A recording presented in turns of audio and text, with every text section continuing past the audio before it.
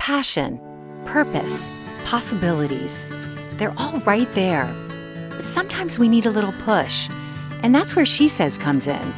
Think of it as a master class taught by the world's most interesting women, sharing stories and ideas, because girlfriends help each other. This is SheSez with Linda Grasso. Hello and welcome to SheSez. Our guest today is Kathleen Buczko. Kathleen is a digital strategist, speaker, and entrepreneur who has worked in fields as diverse as nuclear power, retail, electronics, aerospace, and even beer. Kathleen is also a host of the Dots podcast, a series of candid conversations with artists, community leaders, entrepreneurs, and change makers who talk about how they connect the dots and create change, all in the interest of a better life. Kathleen, thanks so much for being here today. Thanks for inviting me. I had to have a little giggle when I learned that you and I both started in TV news. Yep. Yeah. You were probably more successful at it than I was. I don't know about that. What market did you start in? I started in Detroit. Wow, that's a tough market to start in. It was nepotism, but I started in Detroit. Who cares? Yeah, you got there. No, I started in Detroit, then went to Chicago. Wow. And then to New York. And what was your job? You were a news writer producer, and then you were on air at a I was certain on air point. for a minute and a half before I started looking, poorly. Which was completely acceptable in Detroit and Chicago. Not so much in New York. I They love had that. coastal kind of orientation of you had to be not so chunky. I had always been more comfortable being an extroverted introvert, so I was fine to be behind the camera. So what happened after that? There was a certain point where you left. I left to become a speechwriter. The reality was I was going to have to move to a market I didn't want to move to. Mm-hmm. Yeah, well, that's the thing. I mean, I always tell young people, I'm like, yeah, it all sounds great, but then you find yourself in Bangkok, Maine, or Bangor, Maine. Yeah, Bangkok, Maine would be an interesting place. Bangor. I kind of would like one of my Oriental City right there, you burst. One of my few job offers that I had early on, No, so I looked at what I did well, and I wrote really well, and I wrote really well under pressure. It was a time when the world was changing pretty dramatically. Companies were being forcibly unzipped, AT&T most notably, and then unzipping themselves as new forms of technology were coming into the marketplace and not really knowing how or what they needed to do to position themselves. And who are you writing speeches for specifically? So I wrote for the CEO of Ameritech, which is a company that no longer exists, which was created by the modified final judgment of 1988, which broke up AT&T. And then I went to Cable and Wireless, and Dick Brown was that CEO there. And then I went to my land of beer, which Peter Stroh was the CEO of the Stroh Brewery Company. So I was back in Detroit. And the entire time you're writing speeches, which is essentially a form of PR, right? Yeah. I have no delusions about the fact that I went to the dark side as from a journalist to a PR person. Well, that's very dramatic, but I don't see it as a dark side. Well, you need to realize. I mean, when I started in the newsroom, my boss Jack Carter was this amazing guy who had spent his whole life in newspapers, right? TV was this thing that came up across the street after he got laid off from the Detroit News, right? He showed up one day in our newsroom with a jacket, a seersucker jacket, summertime in the Midwest, right? So really, really hot, really, melty, terrible hot, with an ink stain the size of a dinner plate. Oh, my. And he walked around to everybody and said, "Don't look at it. It's a sign that I've been working hard in business." I think he was a little drunk, right? Oh, right. It was very Madman-esque. But that was kind of my orientation to the newsroom, right? You've got, and again, it was Detroit. There was a guy I worked with who had a hubcap on the news desk, and that's where he ground out his cigarettes. I mean, this is not a girl-friendly environment. Right. But fortunately, I'd been raised by dysfunctional engineers, so girl-friendly was not something that had ever come up in my life. You were just kind of who you were. It didn't matter. So tell me how you went from TV news to speechwriting to become an entrepreneur. TV news, didn't want to move. I literally applied for a job in the newspaper. Ended up at Ameritech because they were creating a company and I was willing to move. Entrepreneur was a little bit longer time. So speechwriter, traditional agency side there, then worked for Burson Marsteller, I worked for Manning, Selvage and Lee. From that, I had kind of bridged into a specialty on the PR side. It was a time when there weren't a lot of girls in consumer electronics or technology. My dad was an engineer, created most of the electronics that you see in today's cars. Had 67 patents on the electronics in a vehicle. Created most of the thermal packaging and the dynamics of the computer that exists in today's cars. So I was raised by a geek, flew my nerd flag pretty high, dropped out of engineering school because I didn't want to work that hard. It was easier to drink if you were a communications or rhetoric major than it was to And that was back when drinking was cool, right? There were no limits. There were no limits. There were several bodily evacuations that indicated that there were absolutely no limits on what could be. Bodily evacuations. That's a good one. I'm going to use that. Yeah, there you go. There you go. My little trademark. But no, so I literally applied for a job. As happenstance, I think her title at that point was a director of internal communications, had been a professor at the school I had gone to school at, and recognized my name. And I got called in for the interview, and first thing they do to all of them was to give us a writing test, and I took the writing test, and they were gobsmacked that I could write copy in 30 seconds or less or whatever, which, as you know, from coming from TV breaking news, who had the time to actually write it down? You were making it up and saying it. Yep. So the luxury to be able to sit down and type it out was pretty easy. And I ended up at it. Ameritech was a byproduct of AT&T, so a relatively technical company. And having grown up around engineers, I knew a lot about technology, or at least the speak of technology. Wasn't afraid of math. They didn't intimidate me. It was a time when, technology agencies, PR agencies, hired the cutest girl, because engineers didn't really date. So if you could serve up a really cute girl on the account side, you'd keep the account because they always wanted to see the cute girl coming back. I was relatively cute and also could talk to them in their own language. So I was like an e-ticket on the agency side. So I did pretty well. Accelerated through the ranks on the PR side and ended up at Epson America at a time that was frighteningly interesting because they had these really large dot matrix printers that everyone I had wanted. one. You're talking about the ones that had the individual ink in them? Oh, no. Red, the yellow, the green? Sweetie. Before that. Really? Yeah. Dot matrix is different. So you've seen it because you were in a newsroom. And it's what Reuters came out with and what Bloomberg before it was a terminal. So you're talking about those gigantic. That's what they made. Like the size of a Prius almost. Yeah, that's what they made. That's what they made. And the little hidden secret of the company was that they were the largest privately owned company in Japan at the time. And their sister company was Seiko. So they had engineers that were making these enormous, the size of Prius, dot matrix printers.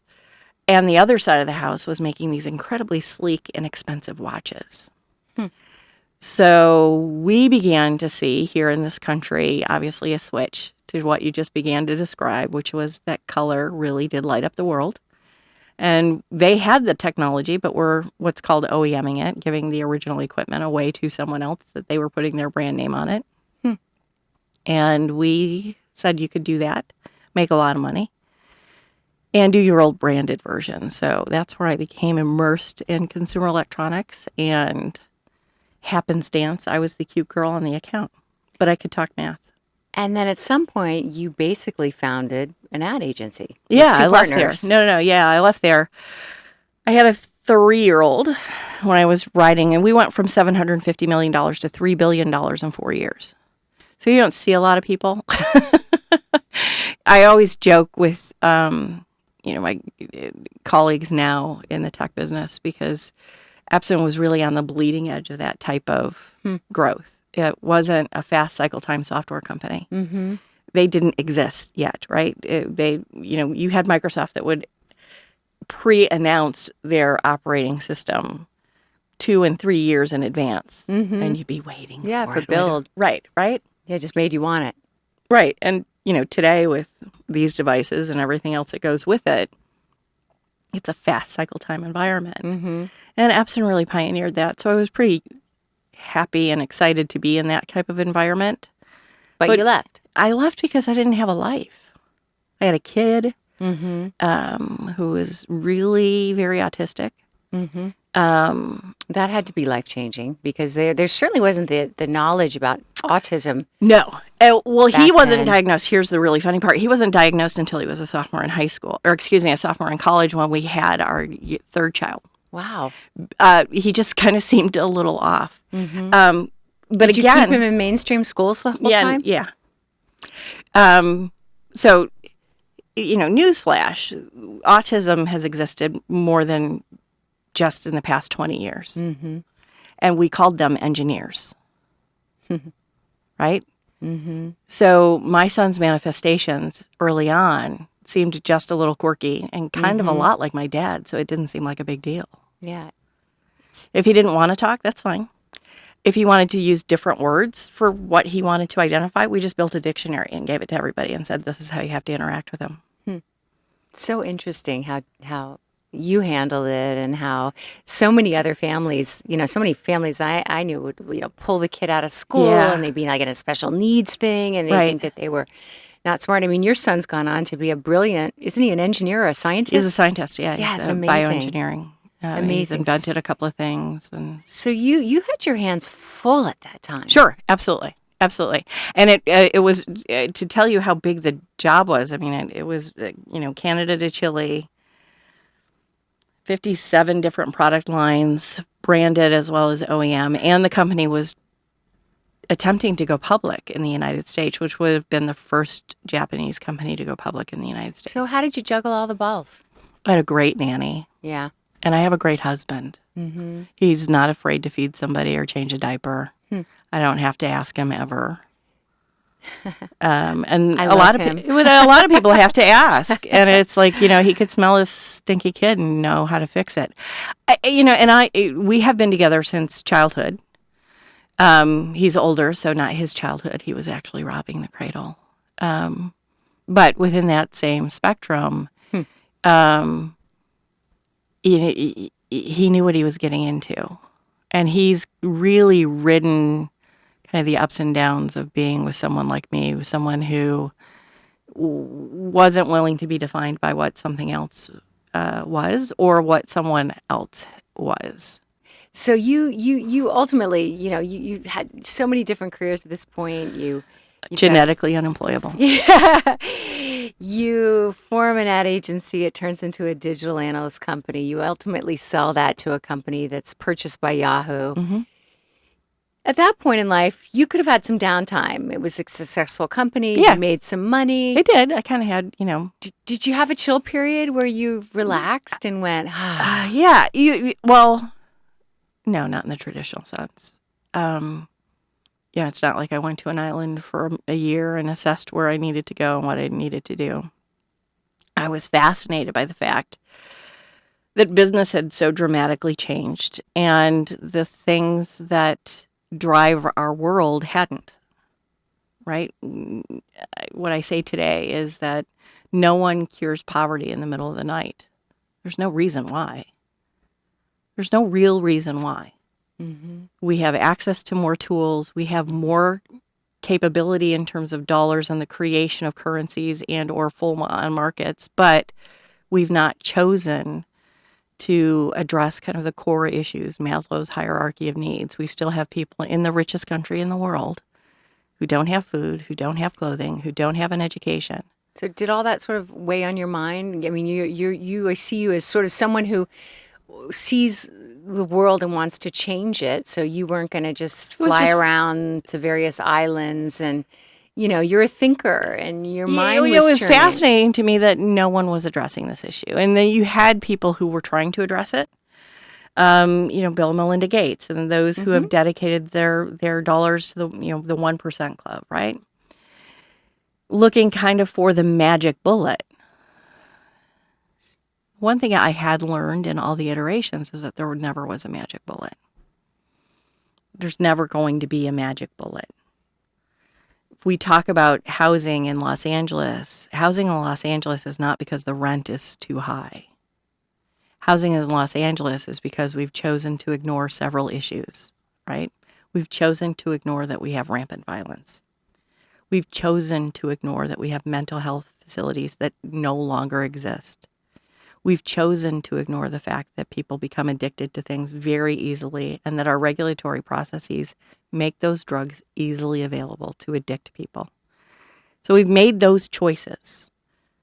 Whether we knew we were making those choices or not, I always find it fascinating when you look back through kind of the annals of people's lives and things. You know, Howard Dean talked about when Vermont went through their healthcare debate, that if they changed the regulation on opioids, that it would lead to more and more people becoming addicted.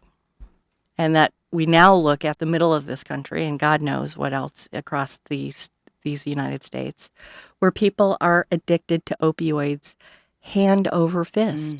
There are more opioids deaths in places like Ohio than there are from car accidents.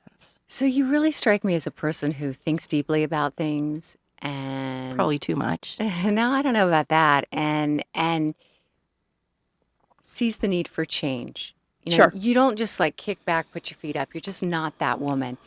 Did your mindset and the way you think, was that what led you to start the Dots podcast? I mean, Yeah. tell me about that. You know, I think there's the fascination that media can change anything, right? You know, when we grew up, the civil rights riots in the streets, they were broadcast for the first time. You know, the protests against the Vietnam War, they were broadcast for the first time. People saw what was happening in New York City from their couch in, you know, Cuyahoga Falls, Ohio. That was a seminal moment in changing and forming how we become informed and how we can make change. This opportunity for anyone to tell a story or to recreate what we need from a societal standpoint of telling those stories around kind of that tribal fire. This is the tribal fire. This is where people learn from each other, and from learning from each other, create the social change that is necessary for our perpetuation. So what's been your favorite story so far that you've told on the Dots? Oh, God. I don't know. That's a good question. I always hate when people say that that's a good question. Well, I know that you really like the one about Arriba Martin because you mentioned that when I first met you. You know, Arriba is an amazing woman, right? She's done incredible things and continues to do incredible things.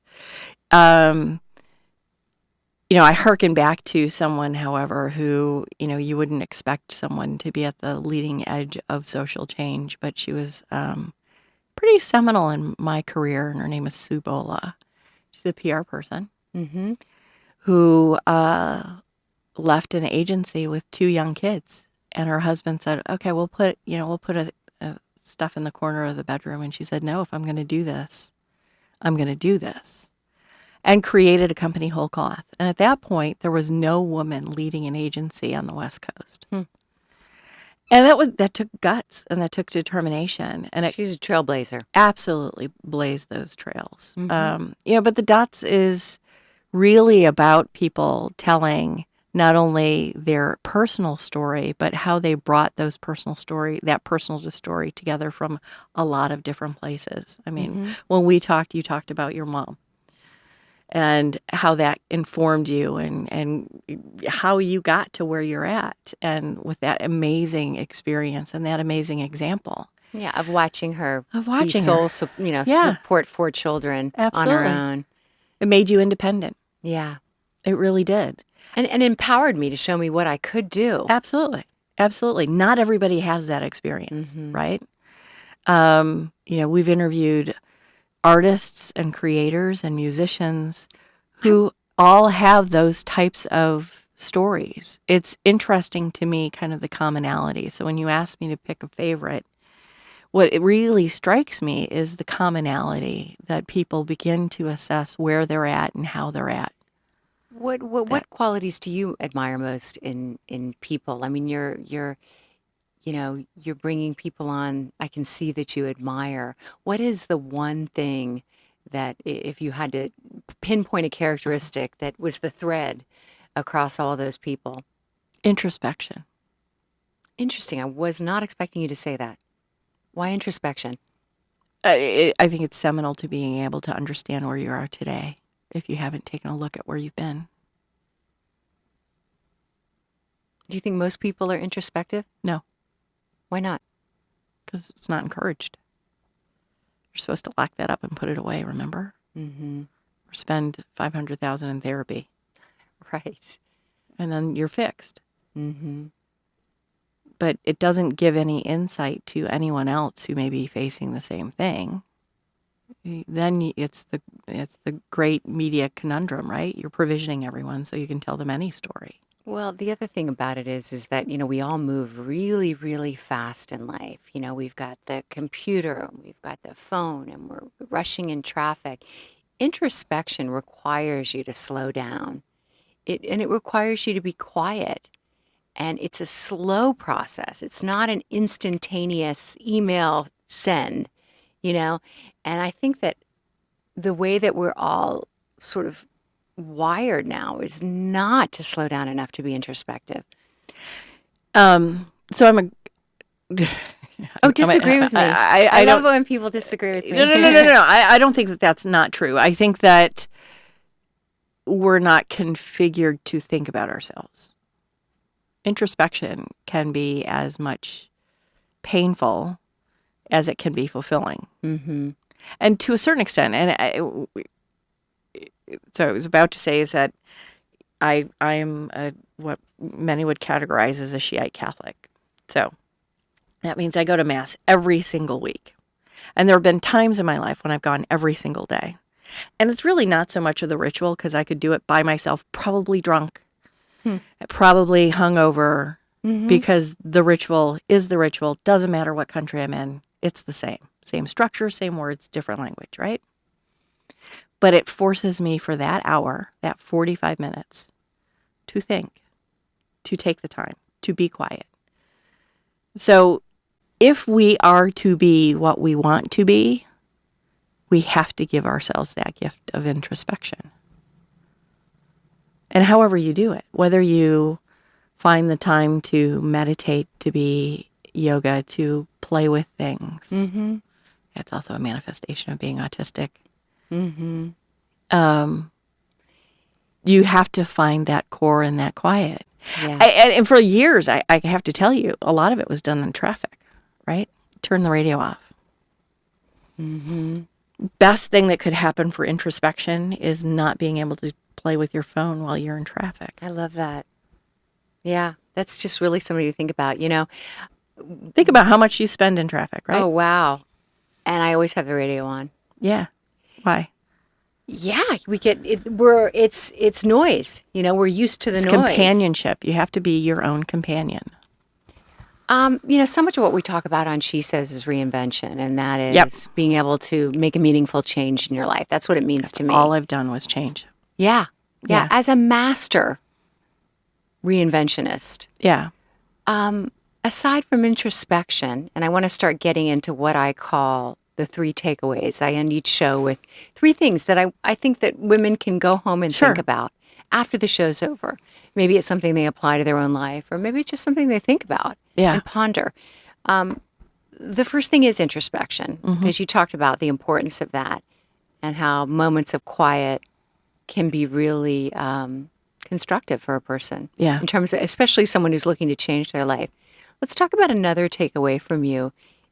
It could be a tip. It could be a takeaway. What else do you say to women who are sort of stuck in percolation or unable to pivot or feeling frustrated at where they are in life? Don't be afraid to say no. When you talk about introspection, it was really the process of, I should have been so excited to be where I was at. I had expense accounts. I had all kinds of crazy, crazy stuff. And I said no, because I just really wanted to be a writer. Yeah.